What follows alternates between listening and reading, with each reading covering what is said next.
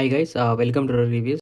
The birthday boy film చూసాను. ఇది premier వేశారు ఎస్టర్డే ప్రసాద్ ఎంఎక్స్ లో. ఇది ఫిల్మ్ వచ్చేసి మనకి ఒక రియల్ ఇన్సిడెంట్ బేస్ చేసుకుని తీసాడు. అంటే డైరెక్టర్ లైఫ్ లో జరిగిన ఒక రియల్ ఇన్సిడెంట్ అనమాట. ఇది వచ్చేసి ఫారెన్ కంట్రీస్ లో జరిగిన ఒక క్రైమ్ థ్రిల్లర్ సస్పెన్స్ లాగా చూపించారు ఫిలిం. ఫస్ట్ మనకి ఒక బర్త్డే పార్టీతో స్టార్ట్ అవుతుంది. అక్కడ నుంచి మనకి 10 to 15 minutes లోనే స్టోరీలోకి తీసుకెళ్తారు, ఎక్కడ కూడా ల్యాగ్ చేయకుండా. దాని తర్వాత నుంచి ఒకే లొకేషన్ లో ఒకే సీన్ ని 40 minutes అక్కడే స్క్రీన్ ప్లే చేస్తుంటారు అనమాట డైరెక్టర్. సో అక్కడ కొంచెం బోర్ ఫీల్ వస్తుంది మనకి. అండ్ ఫస్ట్ 1 hour మాత్రమే మనకి ఇంటర్వ్యూ వచ్చేస్తుంది. ఇంకటి 2 hours ఫిలిం, చిన్న film. And second part start అయినప్పటి నుంచి మూలకథ రివీల్ అయ్యేంత వరకు, కీ పాయింట్ అది ఎందుకు అలా జరిగింది అనే ఒక ట్విస్ట్ లాగా రివీల్ చేసేంత వరకు సినిమా బాగుంటది. బట్ ఒకసారి ఆ ప్లాట్ అనేది రివీల్ అయిపోయిన తర్వాత ఓహో దీనికోసమేనా అన్న ఫీలింగ్ మాత్రం ఖచ్చితంగా వస్తుంది. ఎందుకంటే ఎన్నో సందర్భాలలో ఎన్నో సినిమాలలో ఇలాంటి చూసున్నాం అన్నమాట. But director point of view ఏంటంటే కొత్త సినిమా తీయాలని కాదు, రియల్ లైఫ్ లో జరిగిన సంఘటన తీయాలనే ఉద్దేశంతో తీశారు కాబట్టి మనం అది యాక్సెప్ట్ చేసుకోవాల్సిన విషయమే. సో బట్ ఓవరాల్ గా మొత్తం చూసుకుంటే మాత్రం ప్రీ క్లైమాక్స్ నుంచి ఒకే లొకేషన్ లో అక్కడ ఉన్న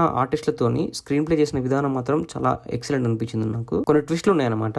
ప్రీ క్లైమాక్స్ టు క్లైమాక్స్ కొన్ని ట్విస్ట్లు ఉన్నాయి, అవి కూడా కొంచెం బాగున్నాయి. బట్ ఈ యొక్క 30 to 40 minutes ఫిలిం కోసం మనం 2.5 hours అంటే ఇంటర్వెల్ తో ఇంక్లూడింగ్ అక్కడ మనం టైం స్పెండ్ చేయాలంటే కొంచెం కష్టమే అని చెప్పాలి. మొత్తం ఓవరాల్ గా చూసుకుంటే మాత్రం మనకి టైం ఉంటే మాత్రం ఒకసారి అట్లా 1 time వాచ్ చేయొచ్చు అనేది నా ఇంటెన్షన్. సో ఇది గైస్ మన రివ్యూ. ఒకసారి మన ఛానల్లో కంటెంట్ గమనించండి, నచ్చితే మన ఛానల్ సబ్స్క్రైబ్ చేసుకోండి. And thank you so much for watching my channel. Thank you, by by.